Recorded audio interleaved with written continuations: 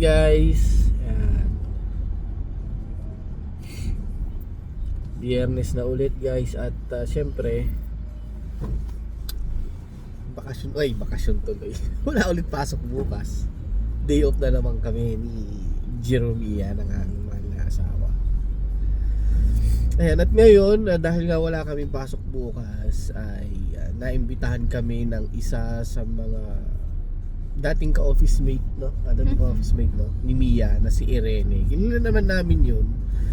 And naimbitahan na rin namin sila parang once pa lang no? Sa bahay. Yan, pinagluto ko sila, kumain sila doon habang nagchichikahan sila. And actually sila parang madalas sila lumabas, lalo na nung magkakatrabaho sila. Pero nung medyo nagkahiwa-hiwalay na sila ng work, bihira na lang, pero they make sure na from time to time nagkakakontakan pa rin sila at nagkakayayaan. Yun nga lang, hirap na silang magtagpo yung schedule nila. Ano to, ginagawa na naman tong library na to? Pag nagkakataon na nagkakatagpo yung oras nila, yan, lumalabas sila. And this time sinama ako ni Mia kasi nga medyo malayo yung pupuntahan niya, so it's better din na kasama niya ako or magkasama kaming dalawa para din mag-guide ko rin siya sa pagdadrive pa uwi dahil I think baka malate kami ng uwi ngayon. We'll see. Yun, nung una ayoko pa sumama. Hindi naman sa ayaw, nagdadalawang isip. Gusto ko rin siyang samahan. Yun nga lang, nagdadalawang isip ako guys kasi nga alam niyo naman, di ba? Hindi ako mahusay mag-Italiano. Siyempre nakakahiya kung nandun tayo sa crowd ng mga bisita tapos tahimik lang tayo, di ba? Parang si Mia lang ang Pero siyempre mas nanaig din yung gusto ko ring samahan si Mia at mag-aalala lang din naman ako sa kanya, lalo na pag pauwi mamaya. Hindi rin siya pamilyar sa lugar, kaming dalawa actually hindi kami parehong pamilyar dun sa lugar na pupuntahan, so para rin mapanatag ako sumama na lang ako. Sinamahan ko na lang si Mia, though alam naman ni Irene, di ba? Baka mamaya nakakaya naman, naghalta ka ng isang. Hindi, sinabi ko talaga. So alam naman pala ni Irene. Tsaka gusto ka na nilang talagang makilala, makasama. Kasi alam nyo guys, nung naging bisita namin sila dyan sa bahay, Diyos ko, di yata ako lumalabas sa parang bumati lang ako sa kanila, ganun. Ayun. Yung mga bata naman, isinama naman nila papa at saka nila mama, naggawain sila doon na rin yata sila magdi-dinner. Tapos pag uwi nila sa bahay mamaya, si Zio nila o yung kapatid ni Mia, uncle nila, sasamahan muna sila doon sa bahay matulog hanggang makabalik kami. So yun, kaya rin nakalabas kami ngayon. It's like a date. Actually ang bala ko pa talaga date pag sumweldo ako, i-date ko talaga tong asawa ko Sabi ko talaga sa kanya pagka sumahod ako, sabi ko mag-date kami, labas kami. Napaaga dahil sa birthday ni Irene. To Aeroporto Fiumicino, Morelia. Ano yun? Saan ako dadaan? Uurong ako. Ay, dito. Dito pag ganun ka. U-turn. Mag-U-turn ka. Yan. Traffic kami ngayon dito sa sa Racordo.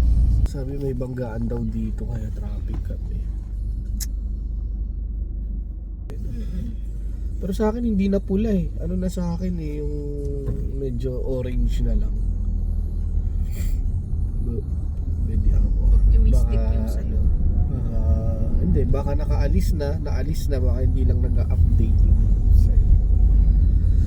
Pero moving na, in fairness sabi sa'yo orange na sa akin. Moving na, kasi kanina parang pulang-pula Ayan. Ayan Ay, wala naman, nakatabi naman na. Ayan. Nakatabi naman na, pero wala pang pulis, no? Parang marami nang Madami ako nakikita kanina parang patrol na paikot. Right.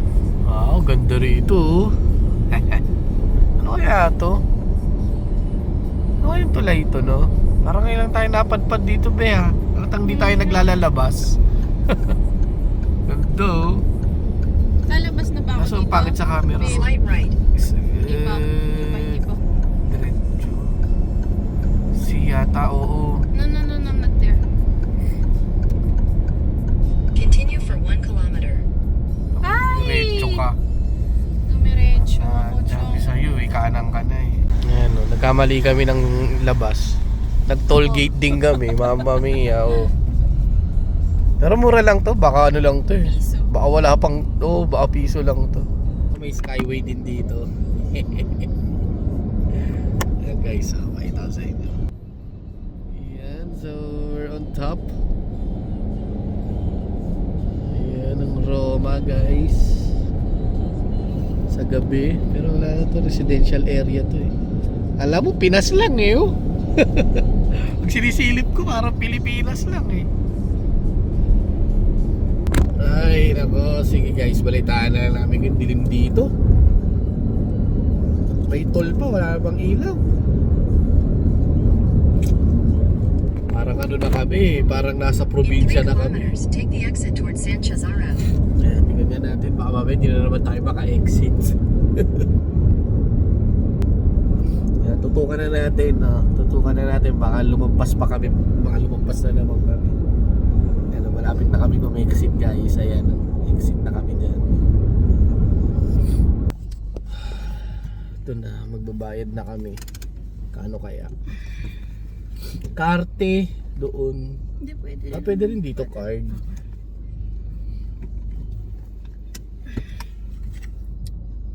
Kung barya lang ang pag-uusapan, dami ko niyan. Ito may ano din. Kung 1 euro something lang, mami, meron ako dito. Pasok mo yung bilyeto mo.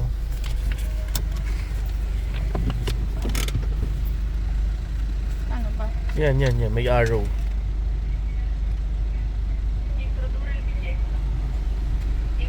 $1.30, oh. 1.40, oh. May mas mga ano na. Ano lang. Ayaw pa nung barya ko. Bakit? Ayaw pa kasi nung barya ko. Okay na? Okay na? Bakit hindi tayo maangat? Ayun, okay, bye-bye. Ayan guys, so nakalabas na tayo ng highway. Hahanapin na lang namin yung restaurant kung saan. Mahal na ng gas, grabe dito oh. 1.9 na. 197. Halos Diyos ko guys, wala na talaga. finish na. Finish na. Grabe ang mahal ng diesel, 197 na, halos 2 euro na. Anak ng tinapay, ang laki ng tinaas oh. Buti nakapagpagas na kami nung nakaraan, pero mataas na rin ha. Inabot na rin kami ng 170 per liter. Turn left on Yeah, so ito yung main dish naman namin. Main dish ba to? Oh, parang first plate. Ang dami na naming plate eh. Ayan, ano yata to? Carbonara na may parang carciofi. Ayan. Gaya lang siya konti, di ba? Pero sa totoo lang, busog na ako. Dahil ang dami na naming nakain. Bali, nag-soup na kami, tsaka na nag-aperitivo na kami kanina. And yung aperitivo pa lang parang mabigat na sa tiyan. Ngayon naman ito. So ito yung main dish for first plate pasta.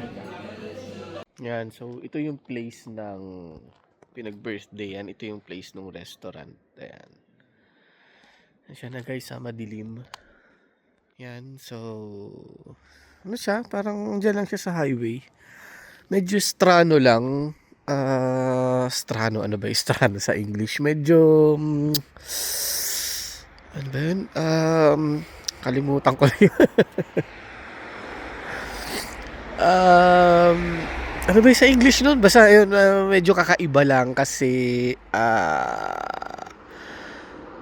parang parang hindi siya talaga lugar ng, alam mo yun, ng mga negosyo, parang ganun. Medyo parang tago. Tago pero nasa main road eh, no? No, I mean, no, hindi ko alam kung paano explain pero yun nga, hindi siya parang normal na lugar ng mga negosyo, parang gano'n. So, mapiling ko nga wala nga silang katabing establishment dito eh. Oh, parang wala. Pero in fairness, ang daming tao. Ayan oh. Kaya lang akong ano guys, videohan sila. So, syempre, di ba? Pero okay naman, mababait sila. At, yun, hindi rin naman nila ako parang, I don't feel out of place naman guys. Kumbaga, kaya kausap din nila ako, yun. So, okay din. Masaya rin. So, nasa loob pa sila. Lumabas lang ako para tawagan si Seth. Wala kasing signal dito. Yun, sinabay ko na rin na ipakita sa inyo yung itsura. Ayan, parang bahay lang, di ba? Sinabay ko na rin sa inyo na ipakita yung itsura ng pinaka-restaurant. Ayan, hindi ko pa suot yung jacket ko. Medyo malamig, guys. Sige, pasok na ako. Tatawagan ko pa si Seth. Pasok na tayo.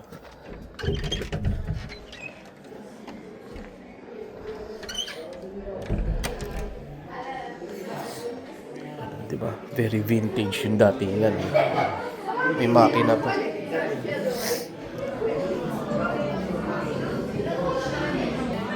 Yan. No, siya yung nag-birthday. Nagyado siya mo din ako. Yan ang birthday girl. Si Irene.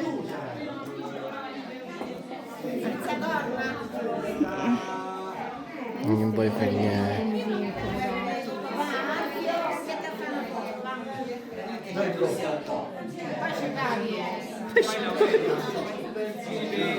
Yan yung family. Una, due. Ito naman yung yan sila yung magkaka-opisina. Si Federica, yan, si Mia, tapos si Irene.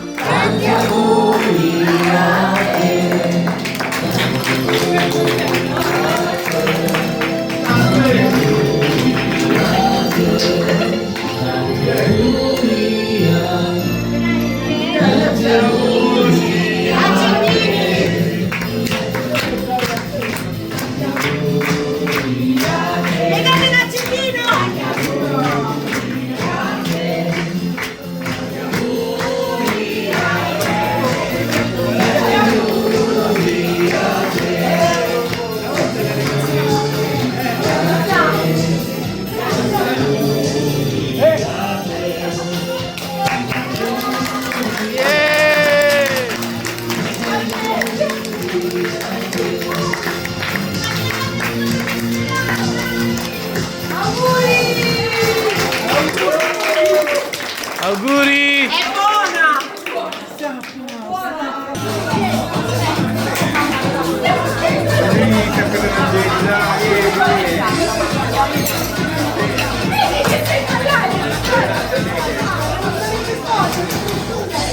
Tutti a destra! Tutti a sinistra!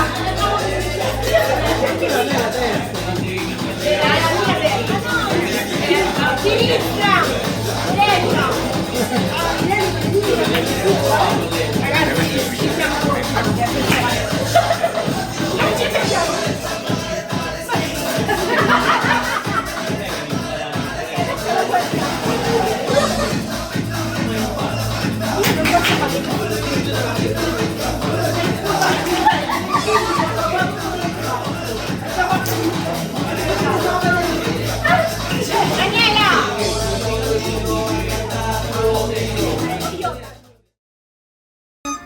What? What did you do?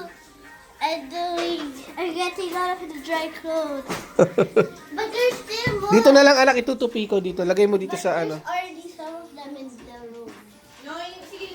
Lagay mo dito, itutupi ko. Galing naman ng baby girl ko Grabe, gulo na naman ng bahay oh. Bilis. Good job. Thank you, ate. You're welcome, Daddy. Ayan, tupito. Uy, ang dami na ulit bunga nito. Malalaki na ulit ha. Kailangan na magpitas. Yung daddy ng yung Kailangan na magpitas. bulok na tubig. Oh, yeah, that's good. Ito, may bulaklak na naman, oh. Kailangan na magpitas daddy ng malalaki. Yeah, What's the bulaklak? flower. Ayan, oh. Is that gonna become like this? Oo. Ito rin, oh. It's flowers also, oh. Oh yeah, but they're so small. Yeah, tapos yan, flower, tapos it will become fruit. Oh, may bulaklak na ulit to. Ito guys, yung mga bulaklak nito, tumutubo lang yan kapag spring. Tapos malalagas, wala na ulit. Abang ka na ulit ng spring. Pero ganda oh, para siyang rose. Oh, 'di ba? Ang ganda niya na tignan, red. Yeah, those are. All year long ano yan, puro dahon lang at saka puro ganito lang makikita mo. Puro ganyan lang oh. Pero ngayon ayan na siya oh. Ganda oh. 'Di ba? Ganda guys no. Yan. Mga 12:10 siguro kami umalis dun sa party. Grabe na talaga yung pagod ko tsaka antok ko kasi habang nagde-drive si Mia talagang napapapikit na ako. Tapos ako pa yung remind sa kanya dahil siya nagde-drive. O baka inaantok ka na. Pero ako talaga yung inaantok na napapapikit na ako. Oh, you're scrambling eggs? For what? French toast daddy. Wow, that's nice. Kailangan namin maglinis. Maya maglilinis kami ng bahay. Sabi nga namin ni Mia, ito yung parang mahirap or consequence pag dalawa kaming may work. Walang nag-aayos ng bahay. Pero kapag naka-work from si Mia, dami niyang nagawa. Marami siyang nagawa dito sa bahay. Pero yung pag dalawa kaming nasa office, wala. Or dalawa kaming nasa work, I mean. Wala talagang hindi may iwasan magulo talaga yung bahay. Dahil syempre, di ba, may tatlo nga yung bata namin. I just understand I had to wash. Nakaka-proud naman ng mga baby ko. Marunong na rin maghugas. Kanina nag-akas ng sinampay. Ngayon naman naghuhugas ng pinggan. Galing. Good job. How do I do the cups now that I finished these? Do you? Yeah. Kita nyo ba ginagawa ng batang yan? Nag-a-assignment na yan. Diba? Kakatuwa talaga itong mga batang to eh. Yung isa rin oh. Nagbabasa siya kasi meron siyang report na gagawin. Nakalabas pa yung tiyan nito. Natatawa kami dito kay Skyla kanina. Share ko lang sa inyo. Kasi mag-a-assignment siya. So, tapos lumapit sa amin. Nagpapa-install ng Spotify. So, install naman namin. Tapos, nilagin yung Spotify ng mami niya. Ngayon, yung mami niya ang hindi makapag-Spotify. Grabe. Nakakatuwa lang kasi parang may feeling ng magulang na parang may sarili ng trip tong mga batang to. Parang bago natin tapusin yung vlog natin, ayan, gusto ko lang i-share sa inyo yung mga pangyayari kahapon or kagabi doon sa pinuntahan naming birthday ni Irene. So, si Irene ay previous office mate ni Mia. Okay? So, wala na sila sa company ngayon. Pati yung isa doon, si Federica. At saka si... Ano ba pangalan ng isang... kasi taga Milan yun eh. Pero wala na rin sa company nila. Si Mia na lang yung nag-iisang matibay na nandun pa sa company nila. Pero medyo nag-iisip-isip na rin si Mia. Well, anyway, huwag na natin pag-usapan yun. Gusto ko lang i-share sa inyo yung... pangyayari kagabi, nag-enjoy naman ako, and yes guys, first time ko yun, first time kong makiparty sa mga pure Italians, alam niyo yun. Pure Italians na mga bisita, ang nag-iisang Pilipino lang doon, or ay kami lang, yung couple lang namin ni Mia. So, kaming dalawa lang ang Pilipinong nandoon. Actually, matagal na nila akong gustong makasama kapag lumalabas sila. Isama nga daw ako kasi minsan kasakasama ng mga kasakasama ng mga ka-office mate ni Mia yung mga boyfriend nila. So, yes, mga mas bata kay Mia yung mga yon, mas bata sa amin. Tingnan mo, naririnig nyo. Oh, di ba? Makakanta-kanta pa. Well, anyway, yun nga, so masaya yung mga ka-office mate ni Mia, yung mga kaibigan niya dahil for the first time sumama ako.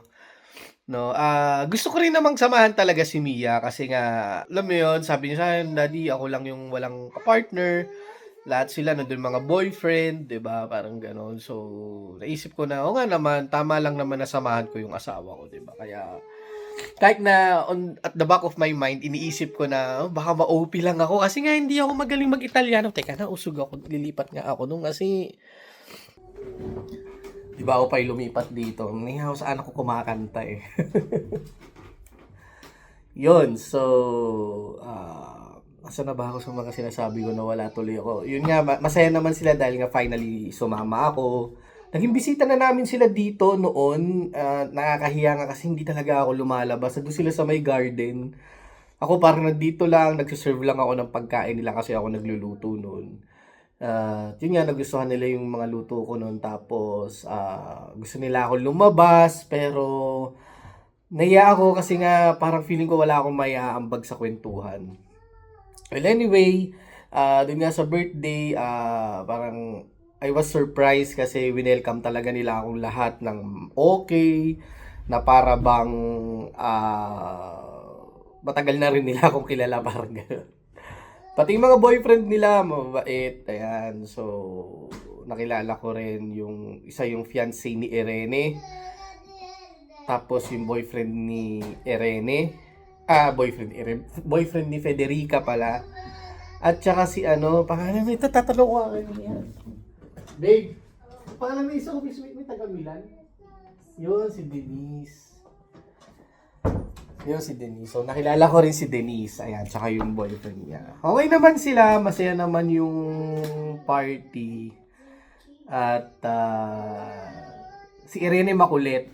Sabi ko nga kay Mia alam mo sabi ko kay Mia, alam mo babe, sabi ko si Irene, siguro kung mahusay lang talaga akong magsalita, makipagbiruan, ng in Italian language of course. Feeling ko yan si Irene magiging kakulitan ko kasi feeling ko magka same energy kami pagdating sa kulit, yung gano'n, no. Although 10 taon yata ang tanda ko kay Irene, mahigit. Para magka-vibes kami sa kulitan, sa biruan, sa lokohan, gano'n. So, yun lang yung mga ko na sayang, gano'n. Kasi gusto ko ring makikulit, pero yun nga, hindi ko magawa. So, bisa pabulong-bulong lang ako kay Mia. Don't get me wrong guys, nakakapag-Italiano naman ako, nakakaintindi naman ako. Well, mas nakakaintindi talaga ako compared sa nakakapagsalita. Pero yan, nakakapagsalita naman ako guys, lalo na sa trabaho kasi ganun talaga. No? Pero yung kasing conversational, biruan, may halong mga biruan. Siyempre, yung mga terminong ginagamit doon sa biruan, medyo hindi ko pa kabisado. Di ba, mamaya bumitaw ako ng salita, hindi pala nakakatawa. Di ba yung mga ganon? Di ba, mamaya pumanslide ako, hindi pala nakakatawa. Baka mamaya nakaka-offend pala yung sasabihin ko, di ba? Kasi siyempre, yung mga terms, hindi ko pa masyadong kabisado yung mga ganyan. But, yun, basta nag-enjoy ako. Si Mia nga concerned sa akin. Lagi nang tinatanong, okay ka lang? Nag-enjoy ka ba? Masaya ka ba? And yes, masaya ako kahit na hindi ako nakakapagsalita. Basta masaya lang ako sa mga nakikita ko sa paligid. Masaya ako nakikita ko yung asawa ko na kakwentuhan, yung mga dati niyang office mate. Actually, nakakatuwa talaga kasi na-preserve nila yung friendship nila. Kahit na ilang taon na silang hindi magkakasama, kasi nung time naman na magkakasama sila, sobrang close nila. Sobrang talagang very close yung mga yon. Wala pa nga dun yung isang boss ni Mia. Actually, yun ang parang parang lakas ng boses ni Skyla. Feel na feel niya kumanta. Knowing my wife, parang hindi siya ganun ka-sociable, parang ganun. Pero dito nakikita ko na masaya siya, nag-enjoy siya, close siya sa mga kaibigan niya. I'm happy to see her na na may mga kaibigan na ganun ka-close talaga na alam mong solid yung pagkakaibigan nila. Yun, thank you ulit sa inyo guys at sana patuloy yung suportahan yung mga videos na ina-upload namin. Sa mga manonood, please lang guys, don't forget to like our videos. And kung may gusto kayo sabihin sa amin, kung may napupuna kayo sa videos namin, kung natutuwa kayo sa mga videos na ina-upload namin,